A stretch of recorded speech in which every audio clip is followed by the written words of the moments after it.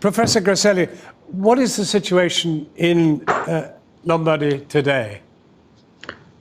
Well, the situation is critical because we have a huge number of patients currently being treated in the ICU and in our hospitals. I know the situation of the ICUs very well since I am coordinating the network of COVID-19 ICUs.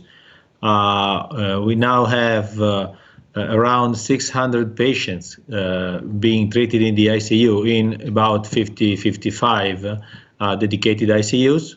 And we have treated a total of more than 700 patients from the beginning of the epidemic. So if you think that in Lombardy, the total number of ICU beds was about 800, 850, something like that, before the crisis, you can understand that it's an incredible stress for the system. What is the age range that you are dealing with? The median age of the patients admitted to the ICU is 65 years. This means that half of the patients are older than 65 and half are younger than 65. In the last 7 days, we are seeing an increase in young people. So, for example, we had a patient, a 20-year-old boy, who was intubated 2 days ago. What about children? So, children, we have 3 or 4 neonates, I think, who tested positive and who have not so severe disease. And children, as in China, are basically spared, at least from the symptoms. I'm not sure that they are not infected, but apparently they don't get sick. Now given how incredibly pressured you are, do you have to, in a sense, choose between different patients as to who you can treat? In other words, do you, in the end, have to say, look, yeah, I'm sorry, if you're over 80, we really can't do anything? No. Well, we are doing what we do exactly every day in our life as intensivists. So independent from the coronavirus outbreak, when an intensivist is called to evaluate a critical patient, he always has to make a decision about is this patient going to benefit from intensive care? And this is a complex decision that takes into account several factors, not only age, of course, but also, I would say, biological age. So comorbidities, other illnesses, past illnesses, current condition, health status, frailty, and so on. So this is something that we do every day, okay? Clearly, in this situation of incredible mismatch between the resources we have and the number of patients who we should allocate, we have to be more strict in this. I would not call it selection, I would say triage of the patients, but what is driving us always is the consideration that what we have to do is trying to grant to every patient who can benefit from ICU an ICU bed. And clearly not all the patients will benefit from an ICU bed, because if a patient very old or with a lot of past illnesses or with a very fragile condition at the beginning gets a bad pneumonia and needs a tube and a mechanical ventilator, his chances of surviving and of returning to an acceptable quality of life are very low. Right. Well, now, and this is a consideration that we do every day. Yeah. Clearly now it's more urgent because we have a huge amount of people in a very limited period of time. But at least now we have been able to grant ICU admission and intensive treatments to every patient who has been judged candidate to those treatments. We have 377 patients and 6 dead. Now, do you see what we are doing as adequate, or do you look across and say, you should be doing what we're doing?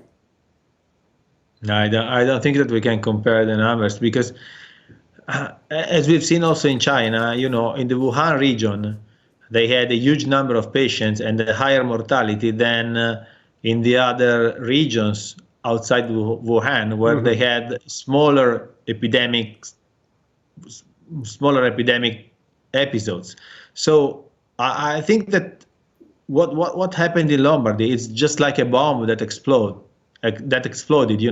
So the region has a very high density of population. All those people come and go from Milan every day. They are connected to every part of Europe. And so that's where the epidemic started. And then I think that, at least for now, surrounding countries are seeing, how can I call them, metastasis of this, but not the center of the disease. That's even in the surrounding regions in Italy, the number of patients and the number of critical patients are smaller than in Lombardy. And in Lombardy, we have, I'm sure you know, Lombardy is one of the richest region in Europe. So we have a very good health system, very modern, very efficient. So I don't think that the problem is that it exploded there, and before you can realize what's happening, you are like overwhelmed by the mass of patients. So hopefully in other countries it's not behaving like this. But what is very, very, very important for every country, and that's why the real reason why I'm doing this, is that everyone must understand that if you are not very careful in controlling the spread of the disease, this disease will overwhelm your system, no matter how efficient, good, modern it is. So the most important thing, besides creating new ICU beds, besides buying new ventilators, which is okay for people who are already sick, but the most important thing is to avoid a lot of people becoming sick. So you have to teach the population that they have to behave in some way in order to avoid the spread of the disease. I don't know. We are now putting in place a lot of severe measurements of containment, and that's the only way that we can try to deal with this incredible number of patients who are coming to our hospitals.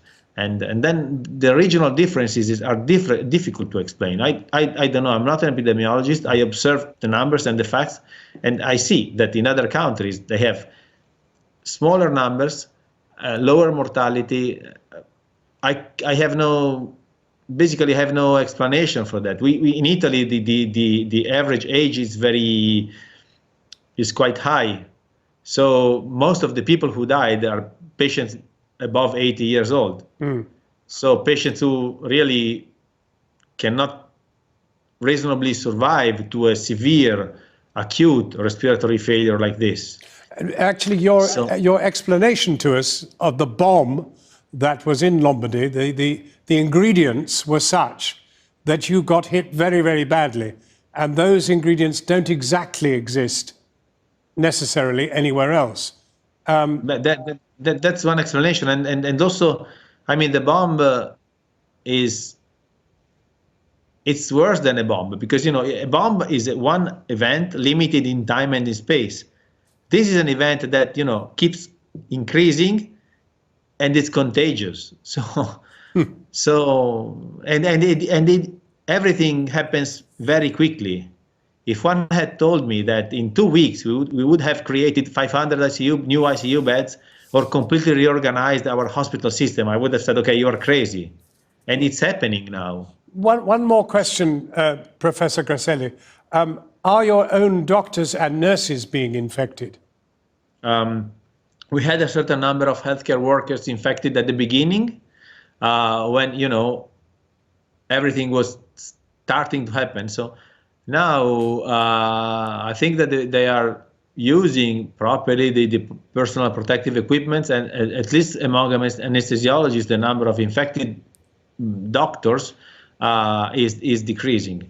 But again, that's another big problem, because a certain number of healthcare workers are affected in those diseases, like SARS or those coronavirus diseases. So another important message for the population is that, and for the other healthcare system who are going to face this, is to train your healthcare workers on the use of the proper use of PPE, because that's one of the most important things. At this point in the development of this pandemic, is it possible, do you think, for Britain to suffer a bomb, as you put it?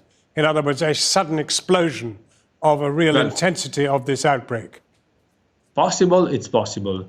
I think that you have the advantage of being late compared to us, so you're now realizing that this can happen, and it can happen in a rich and modern and well-organized region. Okay, so and I think that everyone, I'm being contacted by several people and several from all over the world who are asking us, what are you doing? How did you do it? And